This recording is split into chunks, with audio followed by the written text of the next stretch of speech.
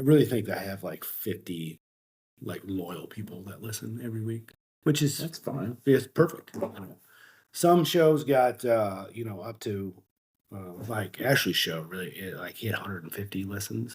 Hmm. Um, but keep in mind that was March. People weren't doing as much, I don't think, and she very much probably promoted that, and I hope she did. There's a lot of episodes in the beginning that got up over 100 listens. So AJ's was a big one. The financial one was big. I don't think that the lawyer one hit as much as I was hoping it was going to hit, but um, I do know at least of one person who got his shit in line because of that episode. So that's all that matters. And in the financial one too, I think people have gotten. I know my guy has gotten some traction or Some business. some business, yeah. And every little bit goes a long way, especially now.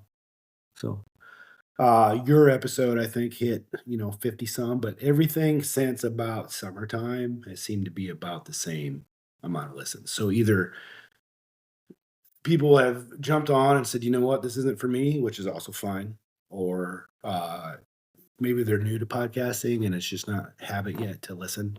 And then you could look at Monday.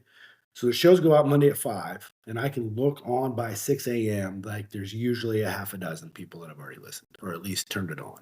So you know that there's people at least paying attention. Yeah.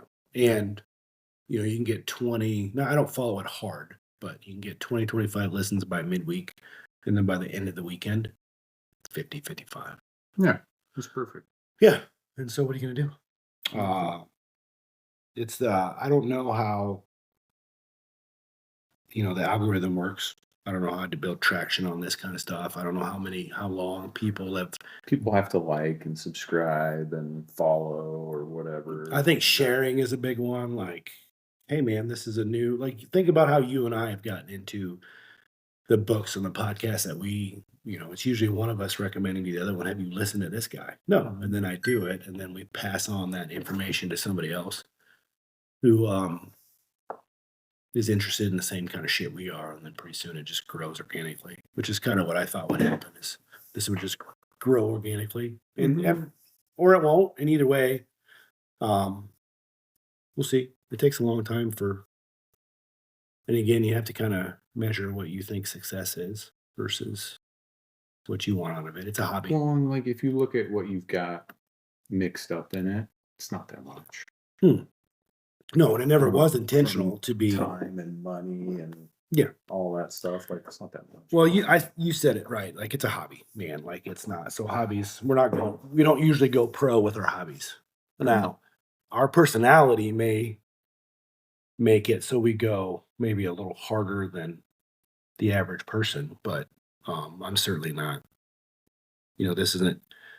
If you look at Joe Rogan as the less than 1% who have made this go, well, like I'm not chasing that. It's crazy what he's done, man. Dude, I watched him. He has more access to the U.S. population at like day-to-day communication level than most elected members of state, local, or federal government. Like his voice is louder than all of it. And he's like, I don't care.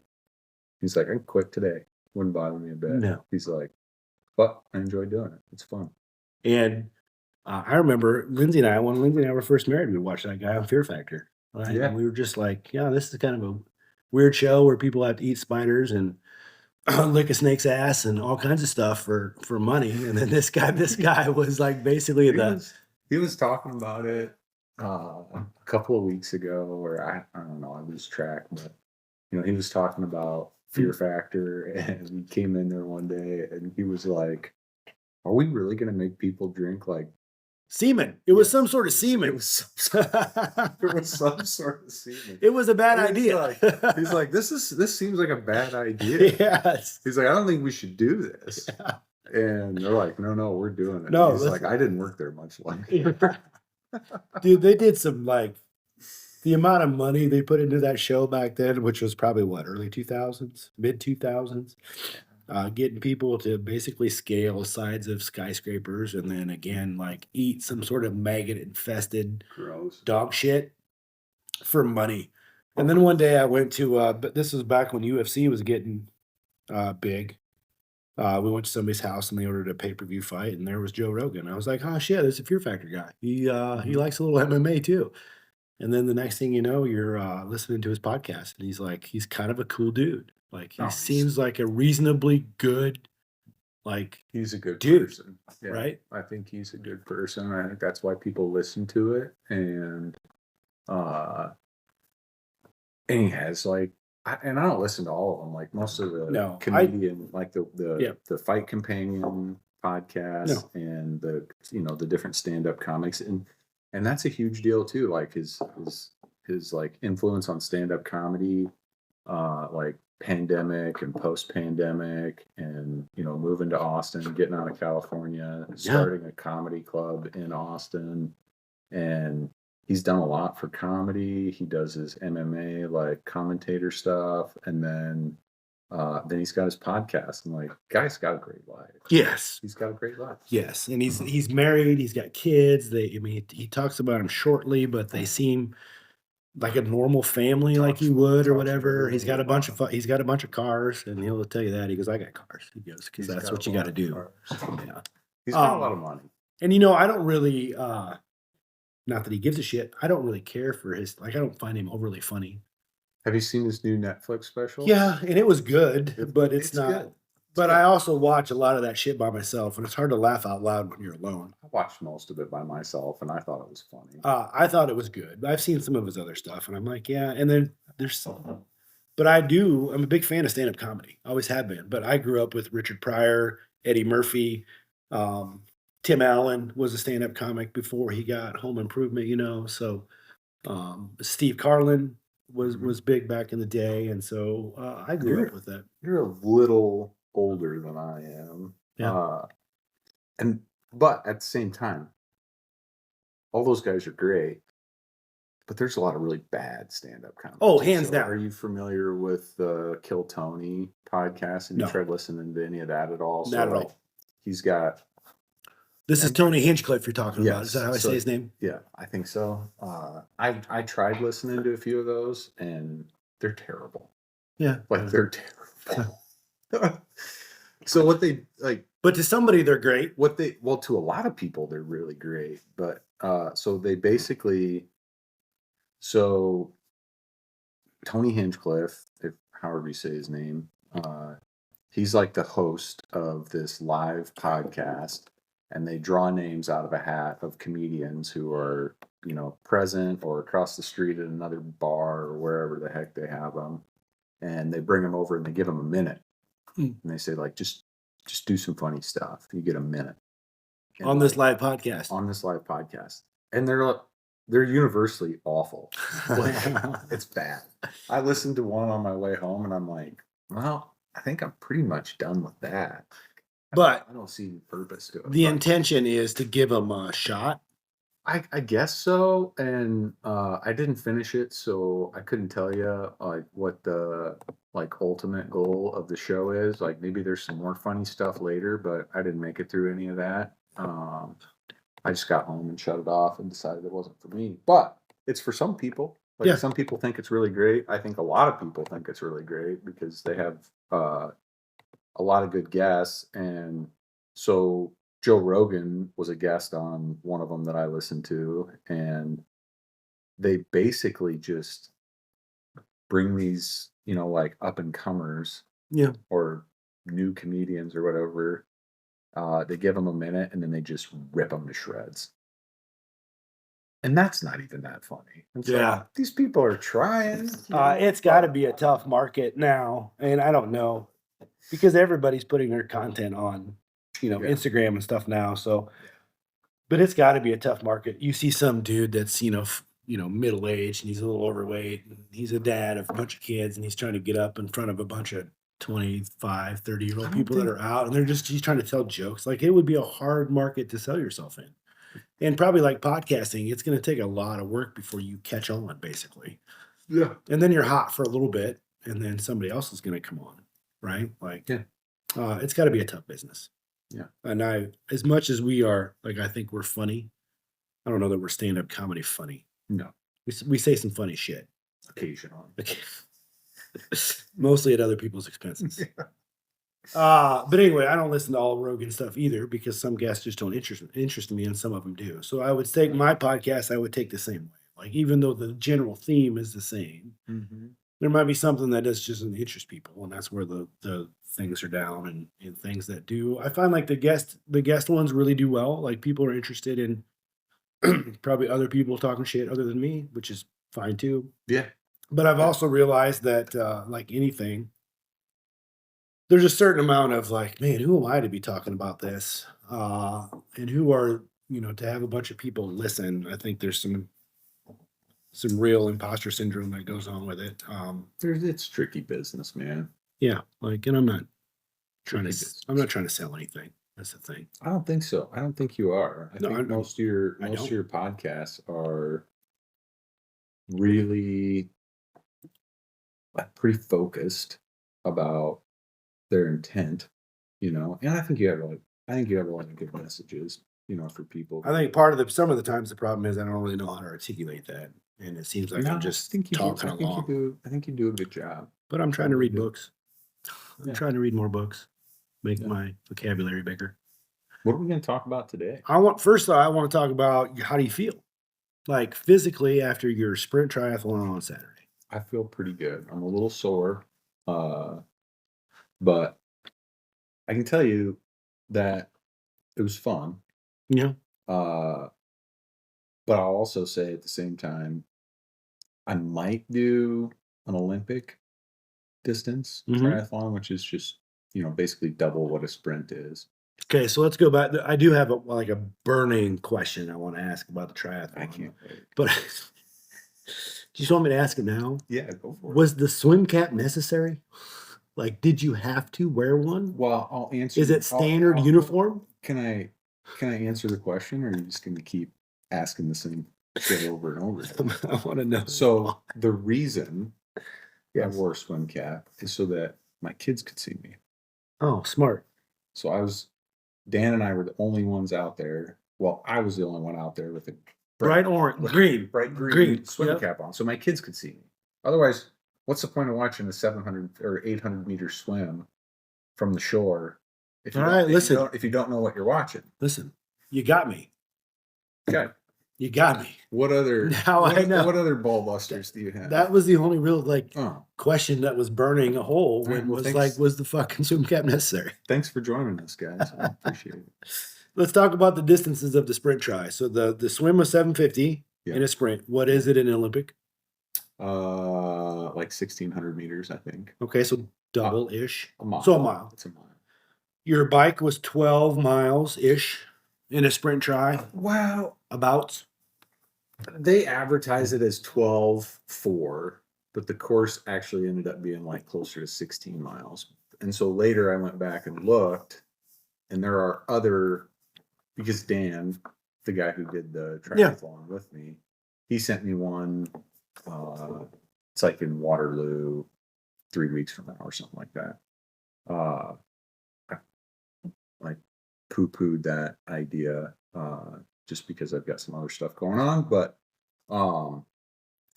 their sprint triathlon is advertised as a 16-mile bike ride too. So I don't know. It was the first one they've ever done. First one I've ever done, and it was fun. And then the run was the 5K. Yeah. Do you have and so what's a normal Olympic? It's 10K. Okay. So it's I think it's like, right around a mile for a swim. You do the math, the conversion between kilometers and miles and whatever, and then the bike ride is somewhere between 12.5 and 16 for a sprint. So I'm guessing that it is closer to like 20K ish. Yeah. So you probably spend I would probably spend close to 2 hours or so on a bike, and then the run is a 10K. And an Ironman is double all of that? An Ironman is double Olympic standards? No. So a half Ironman is, I forget how long the swim is, but I want to say it's like a mile and a half or something like that. And then the bike is, I think it's, I can't remember exactly how long the bike is, but it is, I think when I was doing the math, trying to figure out when I was training for the Des Moines half, I think I was going to spend like 6 hours on the bike, which Holy shit, that sounds awful. it sounds miserable now. Like after And that was for a half Ironman. That's for a half Ironman. Jesus Christ. And so then a full Ironman is like I think it's like 2.5 miles swim. It's We're gonna look it up. I forget how long the bike is, but you're probably going to spend, an average human who's in decent shape. Full Ironman triathlon is 140.6 miles and consists of 3 parts: 2.4 mile swim, 112-mile bike, and a And marathon. a marathon. Yeah. So 26.2. That's an Ironman. That's an Ironman. And a half is just half of all of those numbers. Sure. And so let's do Olympic triathlon. Yeah. And figure out what that is about. Let's go. The Olympic triathlon, I think, would be like a manageable number from a training perspective for a guy who has, kids and a job and all that other stuff going on. You're at a total of 51.5 kilometers, which is 32 miles in American. This includes a 0.93 mile swim, a 25-mile bike ride, and a 10K run. That seems manageable. That does seem from a training perspective. Right. And I thought that in hindsight, I thought that the sprint triathlon seemed manageable. Like we were talking on the way back, the limiting factor obviously being the swim for the people in our car, mostly. But I thought, well, surely all of us could ride a bike for 12 miles without a whole lot of training, right? Yeah. Would you agree? Yeah. And all of us in that car could conceivably run a 5K without much trouble.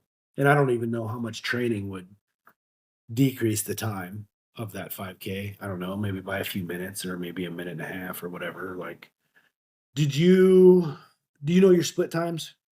Splits for So like your swim took how long, and your bike took how long, and your 5K took how long? My swim was 18 minutes. My bike was like 50 minutes, and then my 5K was 24 minutes. Yeah. So it didn't seem like you were in the water that long. How did the swim feel? Like it was the easiest part of the whole thing. Okay, well, here's the thing. So yesterday, I started prepping for if the event that Did you swim some laps in the pool? That's right. That's right, Daddy. And it was not good. And I sent Durf and Carrie on a message, and I said, listen, if we have grand plans to participate in this same sprint triathlon someday, the limit, and I have a pool, in full disclosure, I have a pool, so I can practice. And we were talking on the way home. It's 10 meters across, down and back is 20 meters. What do you mean it's not good? It's good enough for, do you know how poorly I swam those 10 meters? I've seen you swim, so I do know how poorly you swim. It did not affect. Looks a lot like you're drowning. It did not affect my torn labia, as your wife stated. But I need a nose plug. I need to learn how to turn my body out of water without swallowing water. Yeah. And then I got tired. I ain't gonna lie to you. Like, I don't know how to pace a swim at all. What are you looking for? I'm gonna throw this in the garbage. I do not know how to pace my swim, and so I only did about 10 minutes worth. Maybe not even that. Maybe 8 minutes worth. So what was your training like? Well, I started a long time ago training to swim. So like a triathlon has always been a thing that I expected that I was going to do, and then you run into life, right? So let's, for everybody listening, let's finally say what that life is. So in 2022, I was going to go back earlier than that. to do for your ambition to do a try? Yeah. Yeah, let's do that. Yeah. So like you can go all the way back to probably 2000. I don't even know what year it was. Let's just say 2008, 2000. Yeah, probably would have been 2008. Yeah, I feel like So I'm gonna let you talk. I was swimming. I took some swimming Mm, lessons. I hired a coach. mm. And not. I think I paid for like 6 sessions with her. Or Were you something doing like this that. at Prairie Life at the Yeah. time? Mhm. Yeah, so I knew this. So I swam at Prairie Life, and I was, trying to save up money for a bike, and I met my wife. I remember that. We eventually got engaged, and You went then backpacking across Europe. yeah. So you get busy with other things, and that's the thing about triathlons is they're kind of time consuming to train for. What were you training for a full Olympic style triathlon, or was this a half? I was just Either way, it was I going was to take just some commitment. yeah. I was running and I was swimming. I didn't have a bike yet, and because bikes are expensive. Yes, they are. And then I met my wife. We dated. We got engaged. We got married. We had children. Everything kind of went by the wayside. You just sort of like tuck things in. And you hadn't done a triathlon in any version yet. No. Okay. This one that I just did last weekend or Saturday was the first one I've ever done. Okay. And then take that back to like 3 years ago, maybe 2.5 years ago. We had 3 kids. They're all three, they're all 3 in school for the most part. And I was like, I think I'm going to do the Des Moines half Ironman. And so I looked at the training schedule, kind of came up, there's some apps that you can buy that kind of put together a training plan for you. And I bought a bike, I bought a trainer, and I started swimming again. And then found out that I had brain cancer. So obviously all that stuff goes on hold, and I mean we can talk about all this later, maybe from later on in this podcast. We can talk about like that whole regimen of surgery and treatment and chemo and all that stuff. But so then it basically gets put on hold again, and but I still had all the stuff, and so then I started training again for this sprint triathlon, and then found out I had a head bleed like a month before, like basically a month before the triathlon, I found out I had a head bleed. And let's go back even farther. Like in March, your brain cancer came back, and you had to have it cut out again. Yep. Okay, so then we're on brain surgery number 2. Yeah. And then in July, that's when you had the head bleed. It was July 28th. So I was in Rochester for a normal surveillance MRI, and had my MRI. It was a Sunday, which I thought was weird, but it was actually really convenient because it turns out there's nobody else in the hospital really on Sundays, and so it's funny how healthcare shuts down on the weekends. I know. And then Sheena and I were sitting across the street from the hospital, just having a cup of coffee, and the radiologist called and said, "Well, you have a head bleed. You should probably go to the emergency room." And it's weird, like after you've had multiple brain surgeries and chemotherapy and radiation and all that stuff, you kind of think to yourself, like, how bad is it? Like, I don't feel that bad. I have a headache. And it's in like an unusual place. And it's been getting worse for, 3 weeks or something like that. Which surely has to be like your first thought is not brain bleed, obviously. Your first thought is shit, it's back. My cancer's back. Yeah. Which is how I felt in March when it had come back. Yeah. And so, so then I had this head bleed. When did you register for this triathlon? 3 months ago, probably. Okay, 4 months ago. So after brain surgery number 2, yeah, you committed to doing this sprint tri. Yeah. And then we got the headaches, and then you got the brain bleed, but that didn't really did that set you back much? as far as training goes? Yeah, because you can't.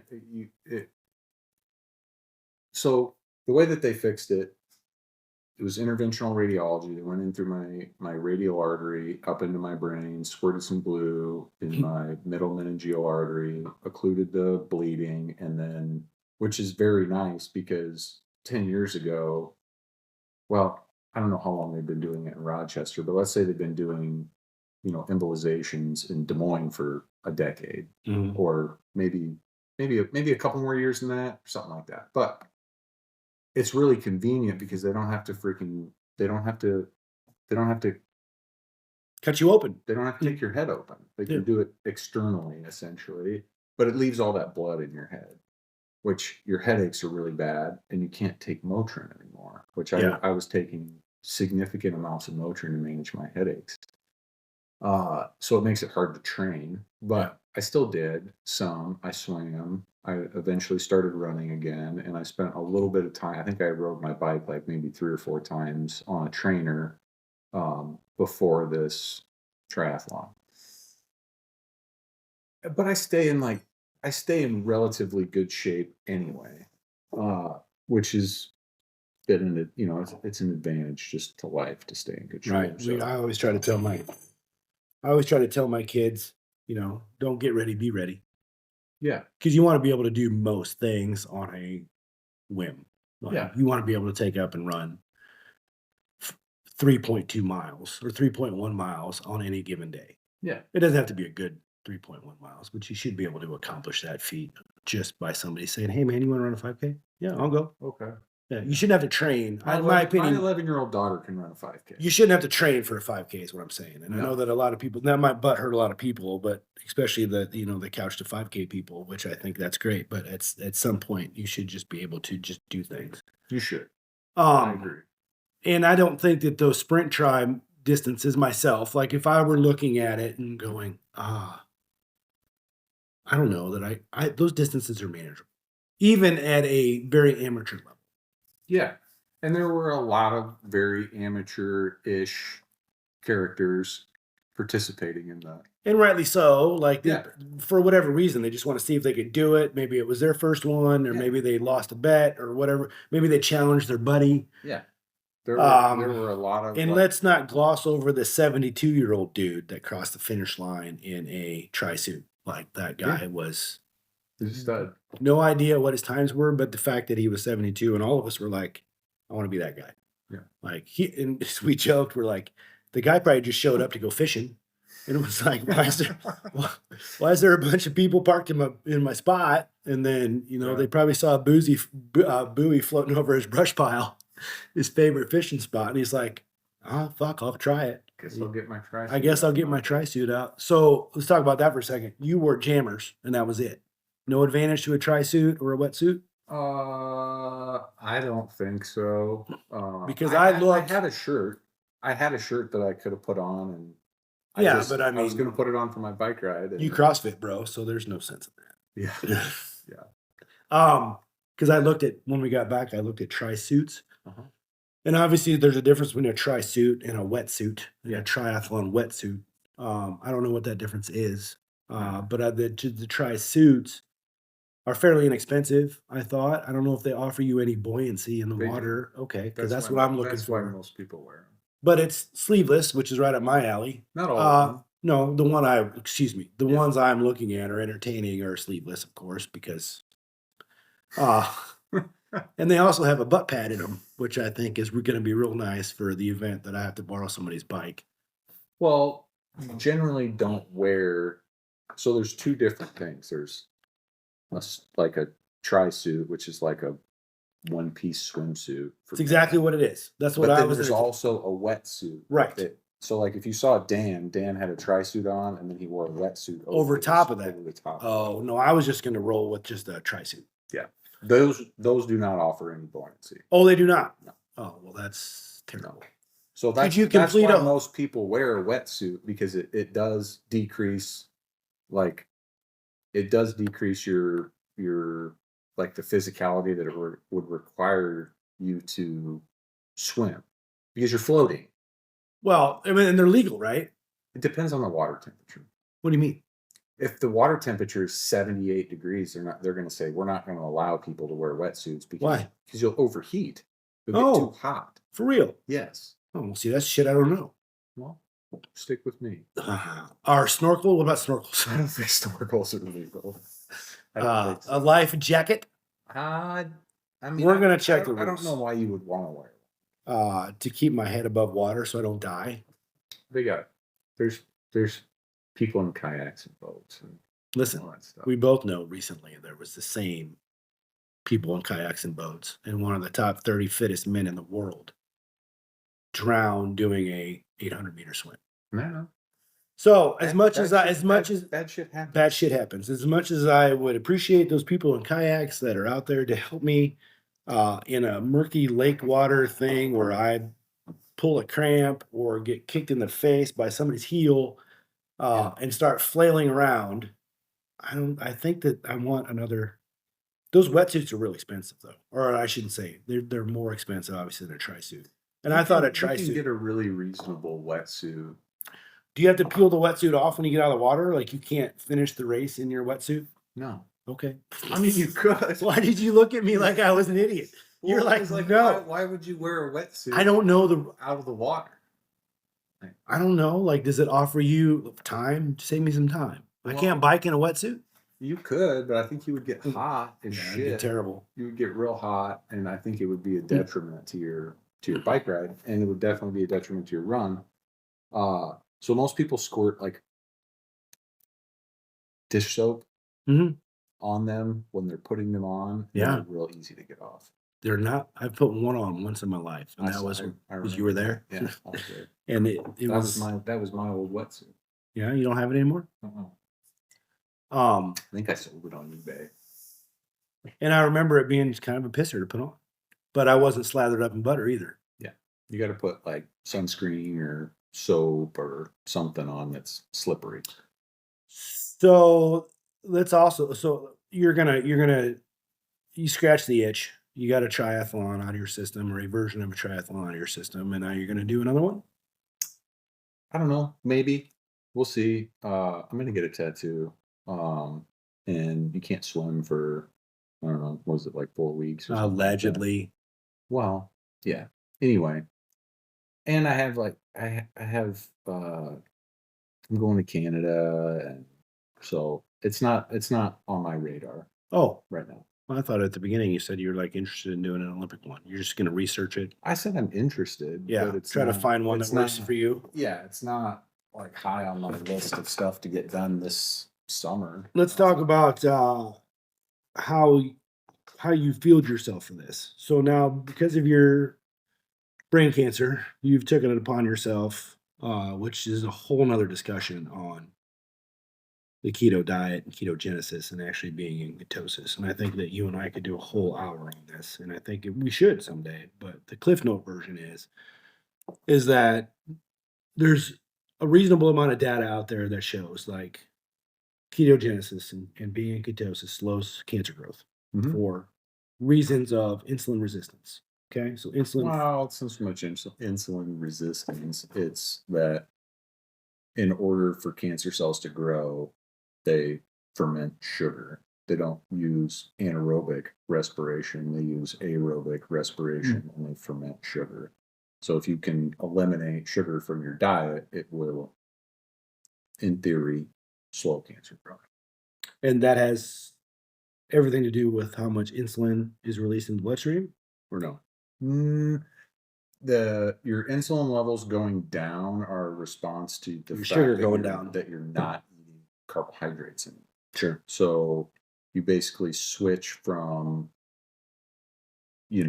doing classic anaerobic glycolysis with carbohydrates as your primary source of fuel to utilizing fats, and your liver produces ketones, and ketones are what your body's using for fuel. Right. If that makes. And I'm not an expert on this by any stretch of the imagination, but you're savvy enough, right? And you've seen the result of it because you've gotten a continuous glucose monitor. You do your ketone piss test, right? no, I I have a glucometer, and then I wore a continuous glucose monitor for a month ish. Uh, and I don't know that I necessarily learned a lot from that, other than your stress levels do impact your glucose levels. And then if you talk to people who are diabetic, like type 1 diabetics, they will agree with you on that. They'll agree, like, if you're having like an incredibly stressful day, you can eat all the same things you ate the day before, and your blood glucose will not match what it was the day before when you weren't stressed out. Sure. So I did learn that. I also learned that it's really hard to stay in ketosis. I think that we've talked about this before, and people that say they're on the keto diet, I think it's pseudo keto. It just means they cut out some sort of macronutrient, which is carbohydrates, right? Mostly. And so I gravitate myself towards a keto type diet, but I'm not in ketosis. I'm not, right. So I cut out breads and pastas. Mhm. Okay. What I didn't know until I talked to you on somebody who was like legitimately trying to stay in ketosis 24 hours a day. That's almost impossible. Okay, so most of the day. It's all how difficult that is. Part of the day. Right. And so what I didn't realize was just because you're not eating carbs doesn't mean you're in ketosis, because you have taught me that a high protein bolus of food will knock you out of ketosis. 100%. And I've in all of the things that I've listened It to, knocks me out of ketosis. I can't speak to the broader world, but sure, but if I eat a steak for dinner, I will not be in ketosis. okay, which is something that you hear like the pseudo keto people never mention. No. They just say, I must be in ketosis because, and I think the big thing on the internet at the time was I haven't pooped in 3 days, right? But they're not really taking home ketone tests. And so it's it's funny. It's not funny to me, but it is kind of funny to me how we evolve through ketosis as a or the ketogenic diet as a fad and as something that you say you're doing, and you being actually ketogenic, and how difficult it is to be It's really hard. you, It's really hard. to actually be in ketosis as long as you can be in for the day, and what that means as far as you have to think about it basically every second of every day. Yeah, so what I do, and maybe this is oversimplifying things a little bit, but I try to fast until dinner time. And then Dinner meaning evening? Yes. Oh, so you don't eat all day? A lot of days I don't. Like this morning, I ate 4 eggs after I got done working out, and then I won't eat again until dinner time tonight. Yeah. Uh, and that's pretty standard. Standard for you or standard practice to try to get yourself For me, ketosis? So I can tell you the best way to get into ketosis is don't eat anything for like 4 days. And then that sets And the then base. just check your ketones. They'll be sky high. Okay. Sky high. But it's really impractical for a 40-year-old active guy to starve himself. It's really hard to do that. And I've lost 15 pounds, maybe like sometimes closer to 20 pounds, depending on how much I eat or what time of day I weigh It's myself. this weekend's the leanest I've seen you since I've known you. Yeah. Like now, but you're also doing it not as what a lot of people do it for, which is basically to cut out a macronutrient and try to lose some weight or try to tighten up. You're doing it not to not feed your cancer. Right. Right. And so the incentive to work harder and go past what normal people go a normal comfort level. Like I would say a lot of people probably aren't going to get real comfortable not eating until 6 o'clock at night from the time that they wake up. Right. It's more like 4 o'clock. Like I'll eat between either way, 4 and that's 6, a long time. 4 and 7. I'll try to have like 3 to 2 to 4 hours a day where I'm like, I have to eat something right now. And that something is what? I eat a lot of eggs. I do eat some almond butter and peanut butter, but then it's usually some kind of vegetable and some kind of protein. So either chicken, fish, beef, venison, elk, something along those lines. And that's it. For the most part, there's other stuff that you can eat, like pickles and tuna and How big eggs. is your serving size? Like, I had a big dinner last night. Yeah. I'm trying to eat a little bit more right now because, like I weighed myself the other day, I was like 194. I'm like, that's getting Pretty lean. A little light for me. I don't know that I've known you under 200. Yeah. I think when I started this whole deal, this is like, and I've only been doing this since my second surgery, basically.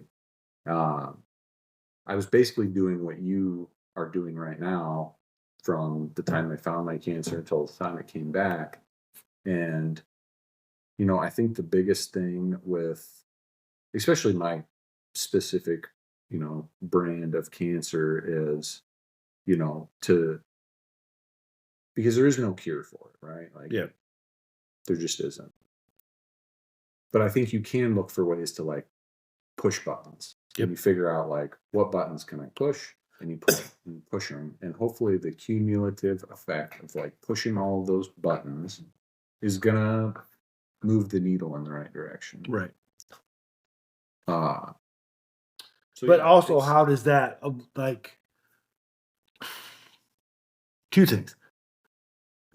It's a clear testament that basically science is not wrong. Like, you're in a calorie deficit most days. You have to be. Yeah. Right.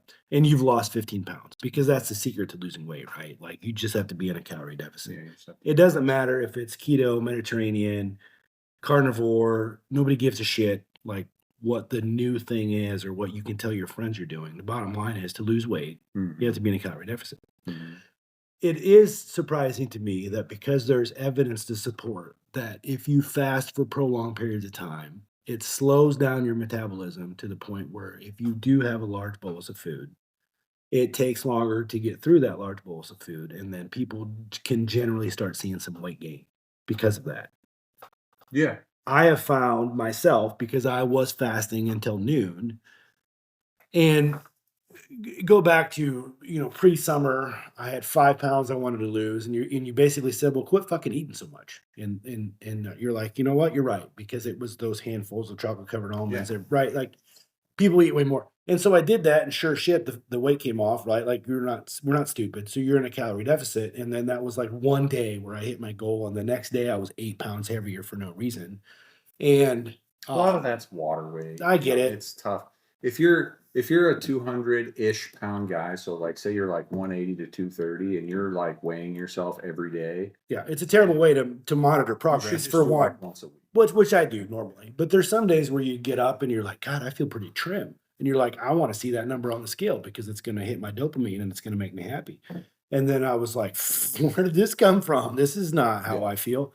The point being is, so I didn't stop fasting for that reason. I just thought it makes some sense that if I'm without food for a 16-hour window, and then at noon I eat 5 eggs and a half an avocado and a banana and 3 cuties, that's a lot for my shit to handle. And maybe some of that will go away. I don't know. Like, the bottom line is that if you want to lose weight, you just have to be in a caloric deficit. And if you're not losing weight, you're just not in a caloric deficit. There's no other way to argue it. Like, it's just not happening. Yeah. So the other key to that I struggle with is that obviously I'm interested in maintaining some lean body mass. Yeah. And that's a fucking problem when you're in a caloric deficit. Yeah. Constantly. Yeah. And I have not figured out the solution to that problem. Do you think you're hitting? I am losing muscle and fat. Yeah, consecutively. I didn't at want the same time. Didn't want to say anything about your biceps, but anyway, I mean, I noticed. Well, the problem is you're probably not hitting 1 gram of protein per pound of body weight, right? You got to be getting close. Most days, no, probably not. But you're still lifting weights, right? Mm-hmm. So there's the number one countermeasure right there is you can't stop lifting weights. You're certainly not going to gain weight in a calorie deficit. It's just physically impossible. Yeah. Now, it's really hard. You're going to lose. I think there's no solution. There's only trade-offs. Like you want your, you want, There's no such thing as a free lunch. no, Like, you want big biceps or you want your brain cancer to come back. Like, right. uh, if you got to put it in that context. The point being of that is that you've been very diligent in your research, in your practice to move the needle in your favor, right? How has this been met? Or have you heard your team in the healthcare world, your oncologist, your surgeon, your neurosurgeon, your family health practitioner, your whatever the case, has any of this been met with resistance? Has any of this been encouraged? Have you been pushed towards this by somebody in the medical community? Or is this all you and your basically So I wish that the healthcare industry, at least for people with cancer, is different than it is right now. okay? Because try to find an integrative oncologist anywhere in the state of Iowa. The University of Iowa has one, I think. Okay. Otherwise, there's not one. And so that is a challenge because then all that leaves you with are, you know, neuro-oncology and radiation oncology.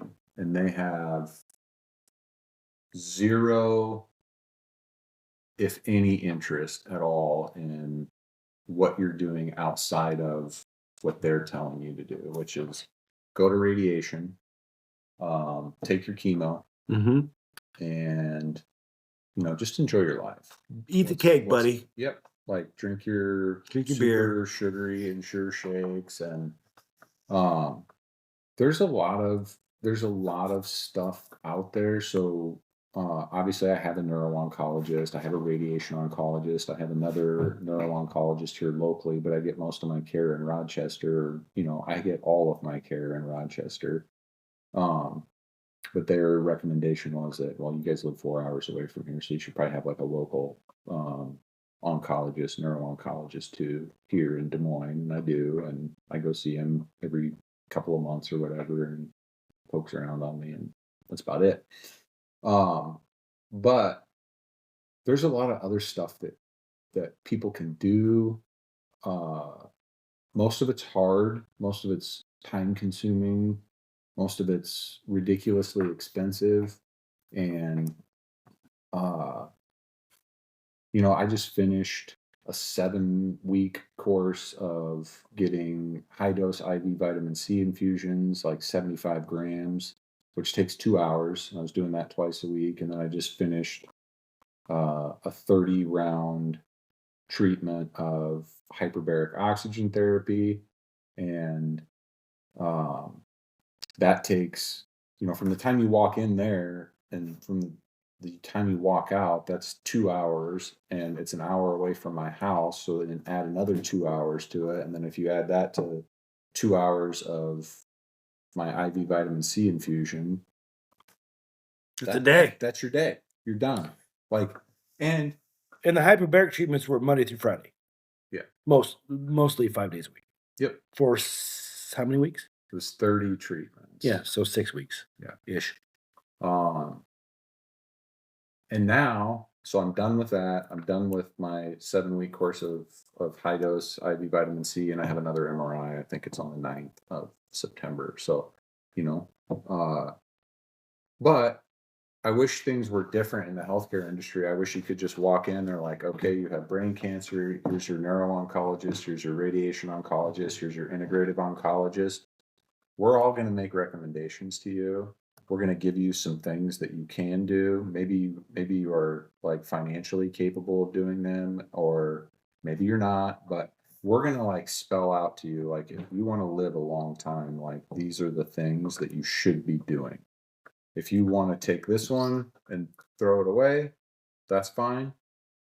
If you want to pick these 3 things and just do these and do that, that's fine. But here's all the recommendations we're going to give you. Here's what your insurance is going to pay for. Here's what your insurance is not going to pay for. But all of these options are on the table for you if you can figure out a way to, get them paid for, if you have time to do it physically, if you can go do it. Obviously, everybody has different different lives. Some of us have children, some of us are, older, younger, whatever. But there isn't a thing like that where you can just go somewhere and say like, okay, this is your neuro-oncologist. They're going to make medical recommendations to you. This is your radiation oncologist. They're going to make recommendations to you for radiation treatment, clinical trials, all that stuff.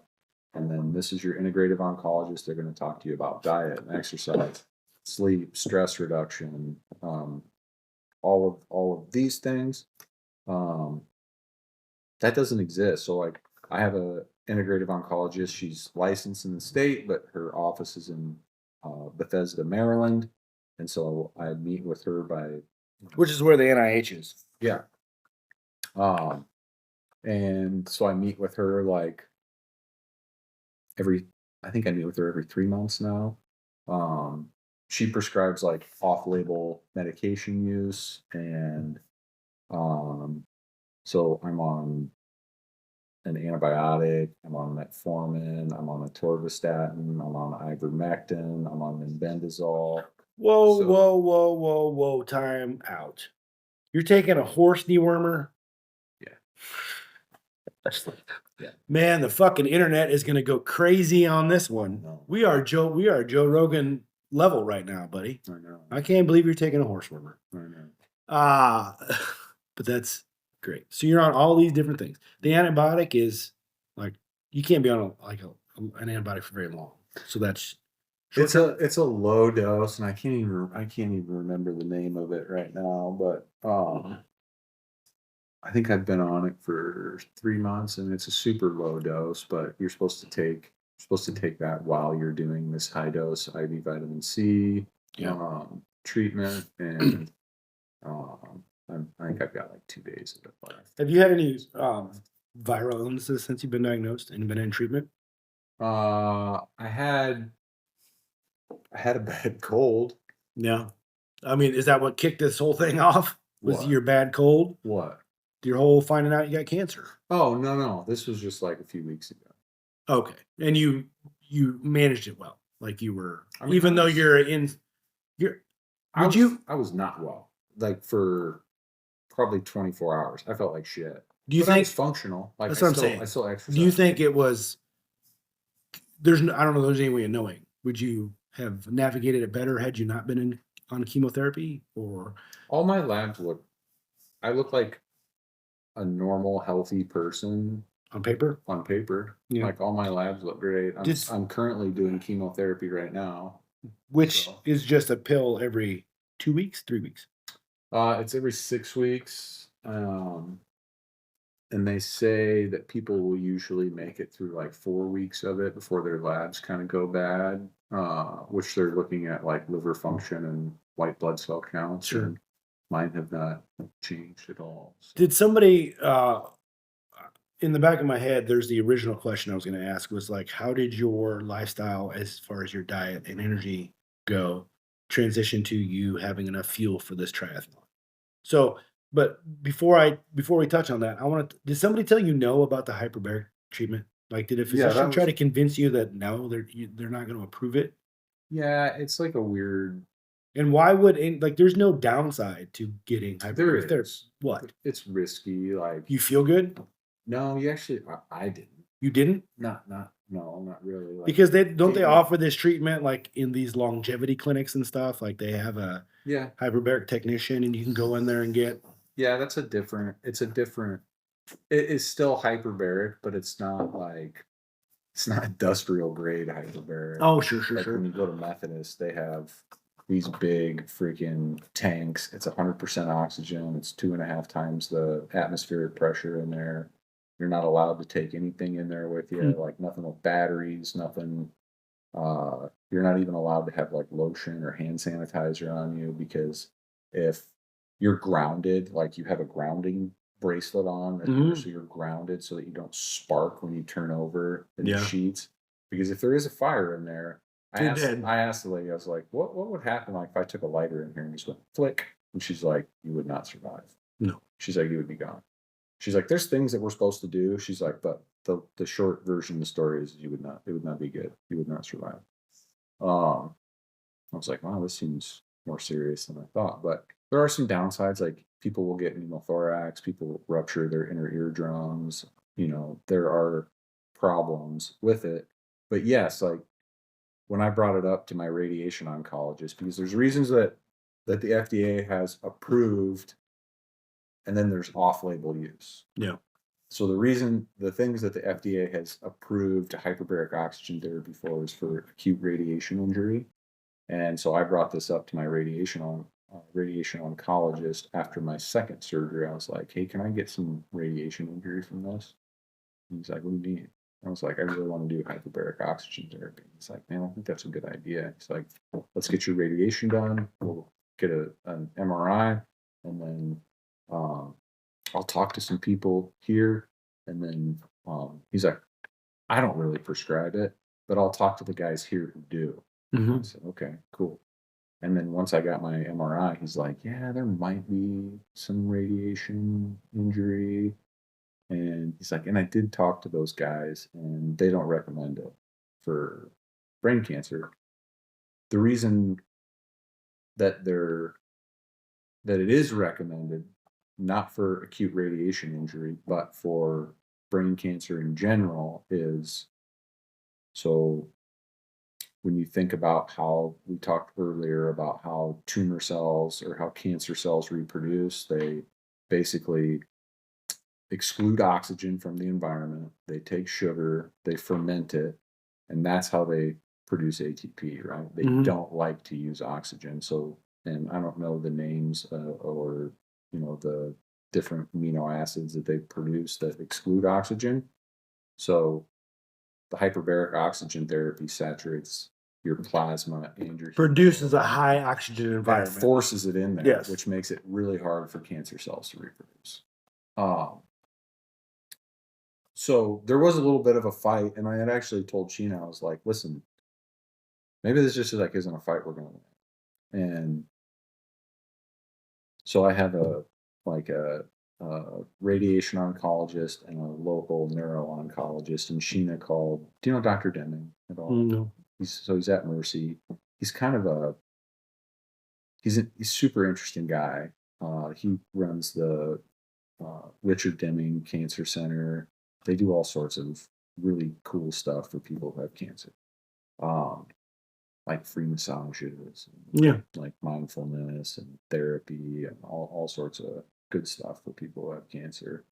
She called him, and he was like, yeah, he's like, let me call up there. We'll talk. And he's like, I'll talk to somebody. And so he called up there, and then like, I don't know, 3 or 4 days later, she was like, you're good to go. Like, so I don't know who actually wrote the prescription for it, if it was Deming or if it was my radiation oncologist in Rochester, but it was a challenge, and they wrote it for acute radiation injury. It was not for cancer.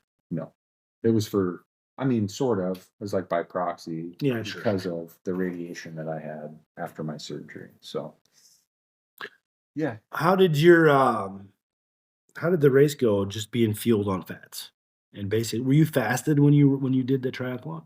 I woke up at like 2 or 3 o'clock in the morning, which is not unusual for me, and I knew, that probably happens like twice a week, where I wake up at 2 or 3 in the morning and I just have to eat something, like I'm starving.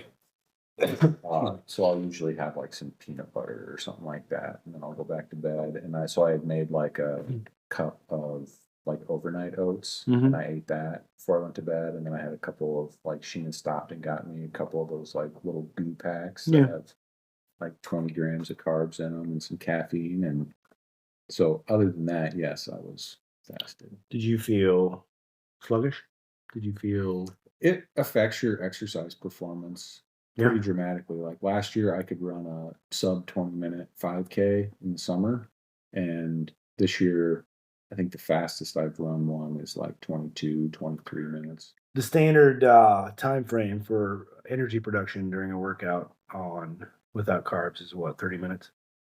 I don't know. Anything over that, you want to have some carbohydrate fuel? Yeah, there's some, there's some endurance athletes that are, mostly keto, but not very many. Like the evidence behind like endurance, especially endurance exercise, 100 grams of carbs an hour is recommended. And there's guys that will take like 120, 150. And this is pre-event, No, right? during the race. Oh, during the race. During the race.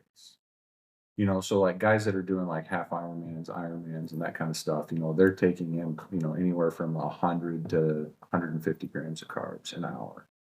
And that's usually in the form of some sort of highly digestible, like goo. Yeah. Right? Yeah. I'm really surprised you didn't get diarrhea. If you're not used to eating oats or carbs or even those goo packets, there's a lot of evidence that you don't change things on game day, because if you try to do something different on game day, you'll get sick. I could eat your arm right now. I would not get diarrhea. Sure, but my arm's not made out of sugar and carbohydrates, though, right? Yeah, I mean, I eat oatmeal. Yeah. Which is like, there's a lot of fiber in it. I know that when in 2021, when I was on carbs, I was PR and everything, man. Like every workout felt strong and every workout felt good. And I was like crushing my old times. And I was like, but I didn't really care for, the performance in the gym didn't really reflect how I felt out of the gym and like my body composition. I wasn't really interested in it. So I basically went back to cutting out carbs. And obviously, like today's workout took 47 minutes. It was a slugfest. There's been other workouts that have been way less than that have just been slugfest. Like you can just feel it like does. you are not. It affects your exercise performance like pretty dramatically, especially on the higher end of stuff. Yeah. So like if you're trying to run really fast, Yeah. do a bunch of sprints. That lactic acid comes much quicker. Trying to do metcons. Yeah. It affects, I just know for me personally, it has impacted my ability to exercise at a high level pretty dramatically compared to when I was eating carbs. Hands down. Like even 6 months ago. I don't even know that we need a double-blind placebo study to prove that, because I am also in the same boat. Like I can certainly tell where my threshold is, and if I get past that, man, it's a dogfight to get Have you finished. tried any steroids yet? Like, what do you mean, like anabolic Yeah, steroids? tried any of that yet? No, but Hey, can we take a pee break? I don't know how to do that. But yeah, go ahead. You sure? Yeah, take a leak, and I'll just keep talking. I'm not. This isn't Joe Rogan level where I have a button that I can pause this. No, it's stop or nothing. Let me put my cheaters on and see if I can find something, for shit's sakes. In case you guys haven't noticed, Malcolm and I are talking a lot of stuff. I hope it's good stuff. You probably should have shut the door. Never mind. You can't hear it. I can hear it in my headphones, but I don't think you can hear it on the thing. I can pause, nothing. Like it's record or nothing.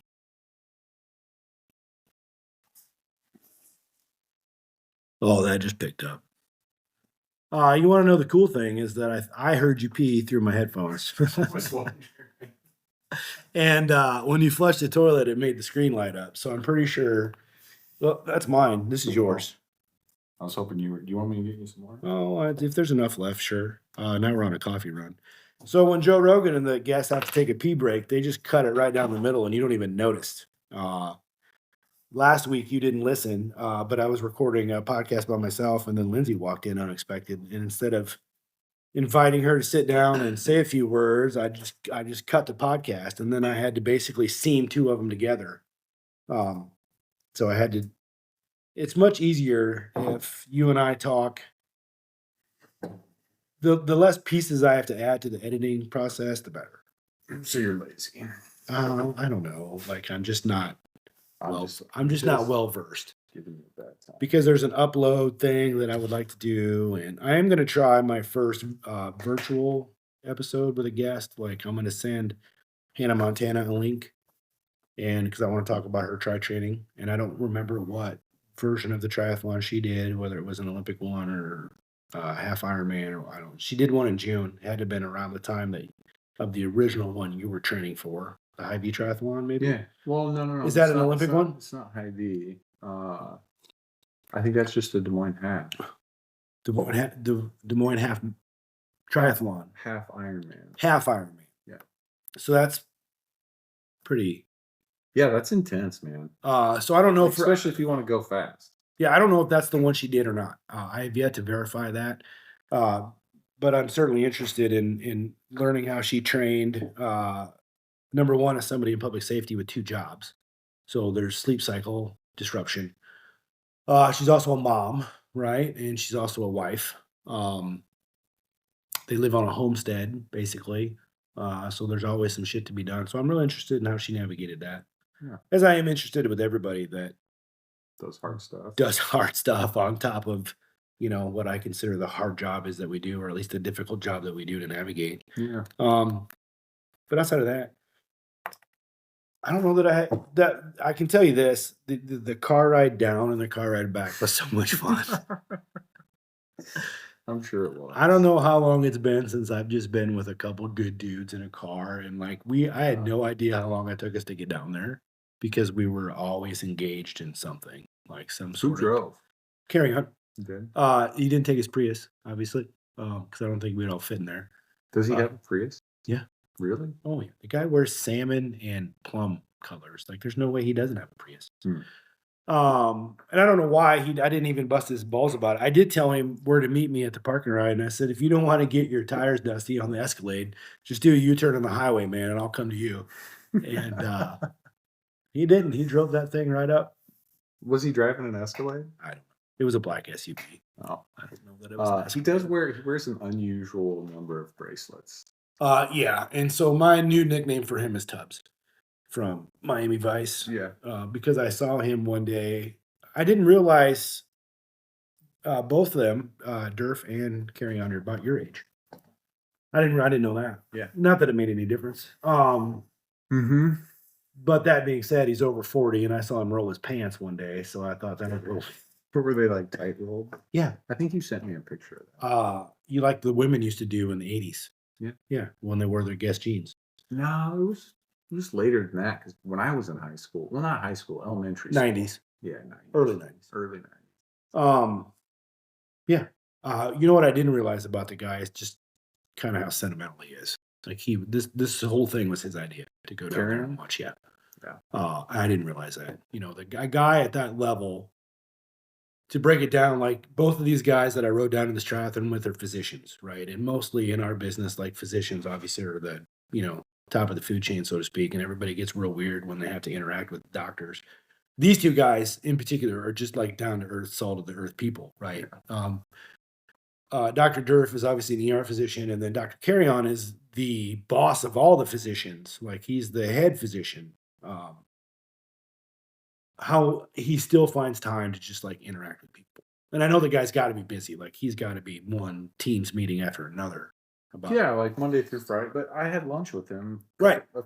What did you notice 3 weeks or a month ago? That lunch came out as an official work RSVP appointment thing, and that's probably how he's got to manage his life. But you don't ever expect. I sent him some text messages yesterday, and yesterday was a Monday during business hours, and he fired right back. He's like, "This is some funny shit." So those guys are good dudes, and it was fun to have conversation with good dudes. Yeah, they're both very cool. I enjoy spending time. I've always enjoyed spending time around both of them. Yeah. Dustin more so.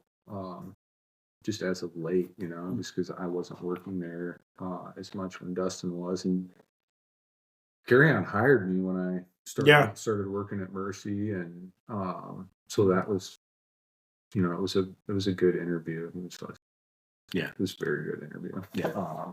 So he's a good dude. Both good dudes. A lot of fun. I was kind of hated to see be over, but they both had like honeydew shit to do. Yeah. Carry On had to mow his wife's yard. And Durf probably had to do something with some kids. Yeah. Because he's got a pile of them. He does. What else you want to talk about? We're an hour and 10 into it.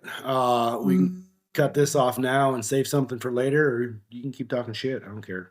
I did get your first interview or your first guest appearance. Some of the feedback I got was the audio. The audio Nope. quality was Nope. was poor. Nope. Well, that it was, but that was on my own. I think it's because we were in like open air, and we were fighting the weed eater guys and the over guys. This might suck too. Not literally. No, not like we weren't having hand-to-hand combat. This might turn out shit too, and I guess I don't really know.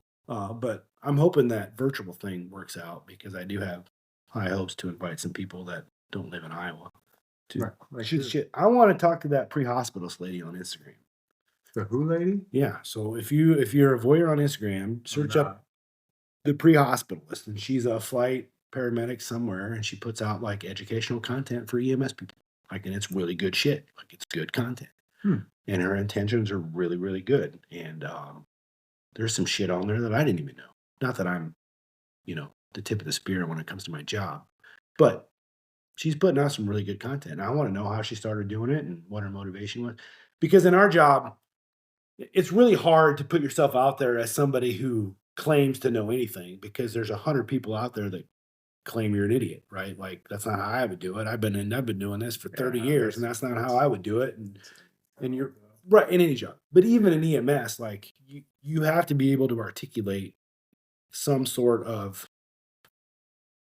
I don't even know how to articulate it, but you have to be like, you have to know what you're talking about. Like, because in our job, it either is or isn't. That doesn't seem like that unreasonable of an expectation for No, somebody who's going to provide education for people who are supposed to be doing like a high level anything. sure. But do you ever, like, I always wonder, like, well, who am I to get on this microphone and say, hey, before you come into your house, maybe take a deep breath, or maybe go for a walk around the house before you come in and jump up your But this kids' is ass for stuff. how This big. is stuff that you know, though. This is stuff that I know.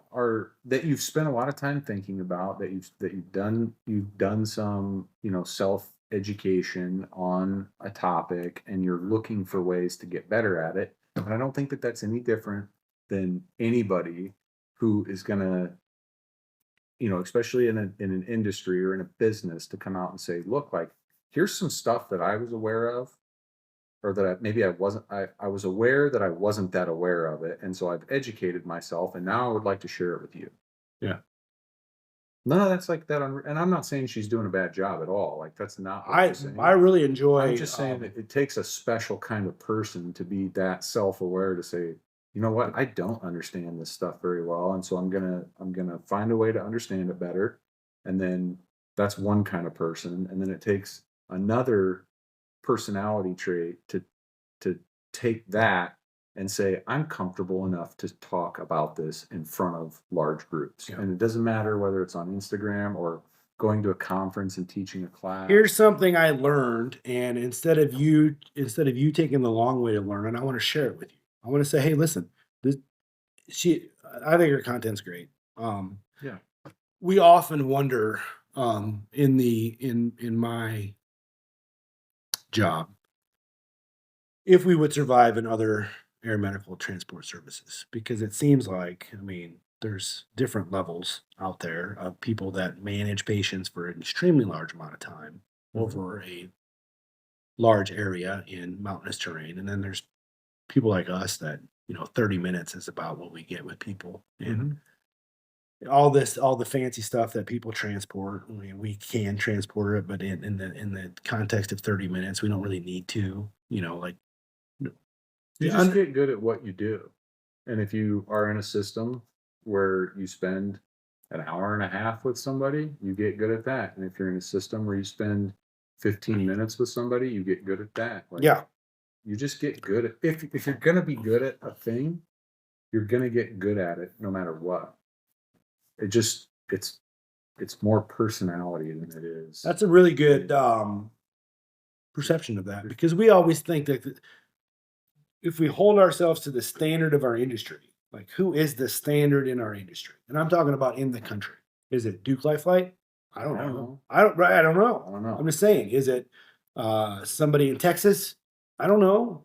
Is it somebody in New Mexico? I don't know. And I've always wondered, in like, if we were to get into I asked this to my boss and our education director. I said, if you were to pick a team and put us in a HEMS competition, do you think we'd win? And everybody was like, hands down, yep. Yeah. I was like, okay, I'm not so confident. And it's not because I think that we're deficient. I just think, like, we can't, in anything we do, we can't go around thinking that we're the best at what we do. Like, there's always somebody better. And if you always have to seek that out, and at least to be, if you're interested in it, level up your game a little bit. And so my answer to was, I'm not so sure we could win. Like, and I'm not saying we wouldn't compete. I'm not saying we wouldn't do well. I'm just saying, there's got to be something out there. And that doesn't mean I have any sort of doubts or anything about the program that I'm in, because I think we're all very gifted clinicians and Yeah, and good at what we do. Like, I'm not saying, but for different reasons, though. You know, like everybody kind of has their reasons for, you know, going out of their way to learn new things. And some people are better at remembering things. Some people have to do them 6 times before they yeah, remember them. And yeah, I mean, we all know people who are better at our job than other people. And it might not be that you like them more or less or any, it doesn't have anything to do with like their, do you remember when you used to tell people when they started at Weston, or when they would start working with us, listen, man, you have to be 2 things to do this job. You have to be cool. yeah, You gotta be fun to be around. yeah. And you have to be good at this job. But you can't suck at both. You can't suck at both. You have to be either fun to be around and Yes. cool, or you have to be good at this job. It's Yes. better if you're both. 2 of those, 2 of 2 are good. 2 of 2 are good. 1 of 2 is 1 great. of 2 is better. 0 for 2 is nah. Yeah. Like, yes, that was exactly You right. have to be good at this job, fun to be around. But if you're not both of them, pick one Yes. and be that. And usually you can be somewhat successful in our thing. Like, yeah, they're not the best. They're not the best clinician in the world. But by God, they do station chores and they're funny. I'm like, okay, that's a trade off. It's a trade-off. I can handle the rest of it. But if you're not,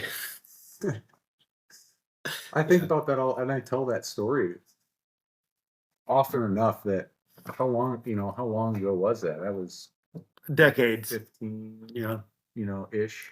Maybe. But there's no way I came up with that on my own. Like, I probably heard it from somebody else, and I don't really know who that was. But we got a bunch of new people starting in our flight program here in the next week or 2, and I'm going to give them the same speech I give them all. And so we have a certain amount of preceptors, basically, is what we call them. I happen to be one of them, and I'm grateful for that opportunity to have as much influence over new people as what they allow me to have. Did our oh, good.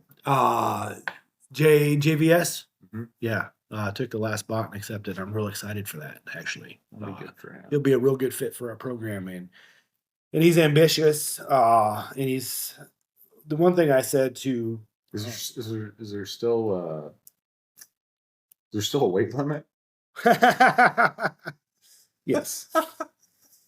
Yes. You think he's pushing it? He's real short. He's real short. Yeah, he does have that goal. Yeah, I mean, so that would make him great kid, good dude. Yeah. And one of the things, and were you his field training medic at West Des Moines, or was it me? It was you. I was. I mean, at least I don't know. I think when he started part-time, it was me. Sure. And I don't know that I was or wasn't. I just know that he did actually. After you were first diagnosed, I ran into him at the ER, and he said, "Hey, listen, man." He goes, like, "You two were great." Like, and as much as we try to talk him out of a profession in EMS, and I'm not saying that to toot our horns. I'm saying that because the guy, like, I said this to we were on the fence making a decision where people were. What are the, well, here's my opinion if you're asking. My opinion is I've never seen the guy in a bad mood. Like, I've never seen the guy be an asshole just for the sake of being an asshole. I do know that where he comes from, meaning Malcolm's influence and a little bit of mine, like, he has survived a lot in this job. Yeah. And he's done well. Like, he's leveled up. He went from a part-time EMT basic, just trying to get some beer money for college, to, now he works part-time on an air medical service. Yeah. And he's kind of found his niche in things with EMS, as much as we, again, tried to steer him away from the job. He's done really well. He's done well, and he's a good dude. Yeah, and he's a really good guy. Really good guy. And I think he'll fit into our program. Like, his personality will integrate into our program very well. Yeah. Do you remember, and I don't even remember the guy's name, but you and I were working together. Oh, shit. And we got dispatched to a nursing a nursing home on the south side. Yep. And I don't even know the that kid guy's the kid in name. the back couldn't hear the radio. He's like, it was a pregnant woman who had gotten bit by a patient. Okay. So they called an ambulance, and he's like, well, what's going on? And they're like, I hope everybody can hear the story. It's a pregnant lady. And he's like, whoa. He's like, what should I do? He's like, you better get gowned up. And so we could see what he was doing in the back, but we're like, yeah, you better get the OB kit and like get your gown on and get all that stuff. Yeah, like this sounds like it's happening. You know, we're gonna be ready to go. And then when we pulled up, there was some stuff administratively that was going on with the nursing home at the time. And so our training officer was standing there waiting for us to arrive. And out walks this kid in a head to toe gown, surgical mask, cap, gloves, and he is ready to deliver a baby. And our training officer was like, what the? And an administrator from the nursing home. And they just looked at us like, what? And you and I couldn't take that stuff off. Like, yeah, you and I couldn't hardly stand it. Like it was so. And he kept asking. I remember on the way there, like they were updating us on the condition of the patient on the radio, and he's like, "What'd they say?" And you just turned around and go, "She's having a baby." And I was like, "Oh shit, this took a turn." But I'll play along. Hey man, get your shit on. Like the thing that we didn't know is that the nursing home administrator and our training officer at the time, who's now the chief. He's the chief. Yeah. He's in charge. He's in charge. Also a great guy. Yes, super good dude. And you could tell that he was annoyed and but probably wanted to laugh. Probably thought it was just as funny as we did, you know. Yes. Yeah. Because for as you know, regimented as our service was back in the day, there was a time when you could have a good time. And we had a lot of fun. Yeah, we did a lot of cool shit. And I wouldn't trade it for the world. Like it was a good time. Yeah, it was fun. But like all good things, we just kind of all started doing other shit. Yeah. But this is the way it goes. Yeah. What else? You got anything else? Yeah. I don't think so. Been a good talk. It was fun. Yeah. I mean, it's not the only one we'll do. But we got a lot of good stuff out there. You keep saying that. Like, what else are we going to talk about? I don't know. I feel like half our time we talk on the phone for an hour could be an episode. Yeah. We talk about dumb shit. That's fair. All right. Well, we're going to end this one and probably drink another cup of coffee because it's noon, and why not? My kids are going to slowly start trickling in from noon to 1 because, you know, it's only this is their third half day of school in as many days. We're just easing them into this school year. All right, everybody. Thanks for listening. As always, work hard, be kind. We'll talk to you next time.